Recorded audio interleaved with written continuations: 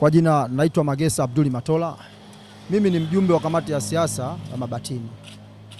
Kwanza tunaishukuru serikali, lakini kwa zoezi hili la usafi, na usafi unaendelea. Kama alivyosema mwenyekiti wangu, changamoto hazikosekana. Changamoto kubwa tulionayo sisi katika mtaa wetu haswa ni huu mfereji. Kwa sababu nafikiri kandarasi wakati anarekebisha, anatengeneza, kuna vitu kidogo kama vilikuwa havijakaa sawa. Na maana huu mfereji umekuwa ukiweka sana maji. Na maana maji yale yanakuwa hayatembei.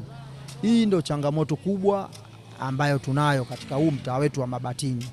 Lakini nimshukuru sana mwenyekiti wangu wa serikali, anafanya kazi kubwa sana, na sisi watendaji wake tunapambana kuhakikisha mtaa wa Mabatini unakuwa sawa. Lakini kama nilivyosema, narudia, changamoto kubwa ya Mabatini ni huu mfereji, maji hayaendi.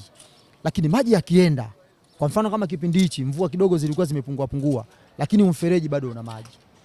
Maana yake ni kwamba ukiwekwa sawa huu mfereji, haya maji yakawa yanakwenda, hakutakuwa na uchafu katika huu mfereji, na Mabatini itang'aa na itakuwa safi kabisa yani.